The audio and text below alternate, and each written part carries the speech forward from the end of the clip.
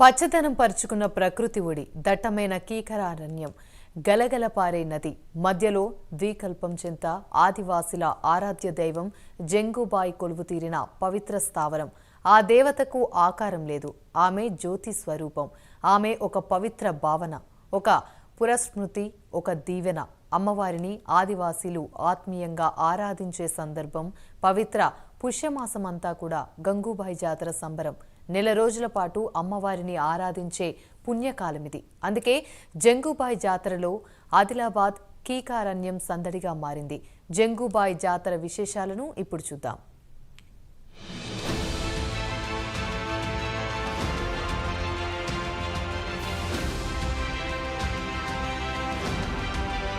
ఆదిలాబాద్ జిల్లా అడవుల్లో జంగుబాయి జాతర సందడి మొదలైంది.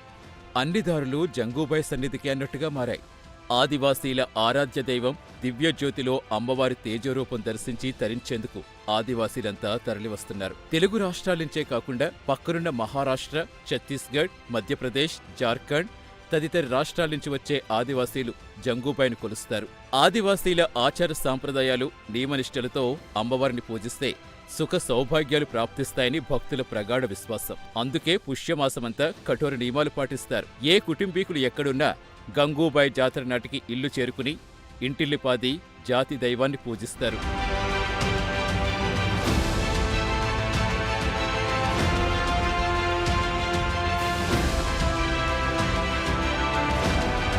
పుష్యమాసంలో నెలవంక కనిపించిన రోజు నుంచి పుష్యమాసం అమావాస్య వరకు ఆదివాసీలు పవిత్ర మాసంగా భావిస్తారు. నెల రోజుల పాటు ఆదివాసుల ఇళ్లల్లో తప్ప ఎవరి ఇళ్లల్లో మంచినీరు కూడా తాగరు. నెల రోజుల వరకు పాదరక్షలు ధరించరు. ఇంటి ఆవరణలో అవి కనిపించకుండా చూసుకుంటారు. మద్యానికి దూరంగా ఉంటారు. ఇంటి వంటకే పరిమితమవుతారు. గంగూబాయి వద్దకు వచ్చే భక్తులు చాలా మంది కాలినడకనే వస్తూ ఉంటారు. ఆదివాసీల వాద్య పరికరాలు డోలు, సన్నాయి, కాళికోం, తుడుం వాయిద్యాలు వాయిస్తూ అమ్మవారి చెంతకు చేరుకుంటారు. మైళ్ల దూరం నుంచి నడిచి వచ్చేవారు కొందరైతే స్తోమత ఉన్నోళ్లు ఎడ్లబండ్లపై అమ్మవారి సన్నిధి చేరుకుంటారు. పాటలు పాడుతూ లయబద్ధంగా నర్తిస్తూ కాలినడకన వచ్చేవారు అలుపు సలుపు లేకుండా ఉత్సాహంగా అమ్మవారి గుహ వద్దకు చేరుకుంటారు.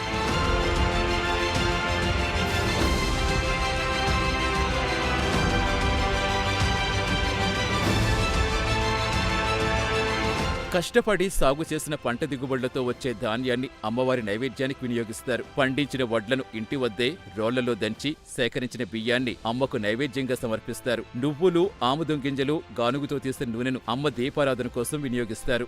జాతరలో ఎక్కడా హడావిడి కనిపించదు. భక్తి విశ్వాసాలతో జ్యోతిని మనసారా దర్శించి పూజించాలనే ధ్యాసతోటే వస్తారు. టోస్లా కాసా అని పిలిచే నీటి కొలనులో పవిత్ర స్నానం ఆచరిస్తారు.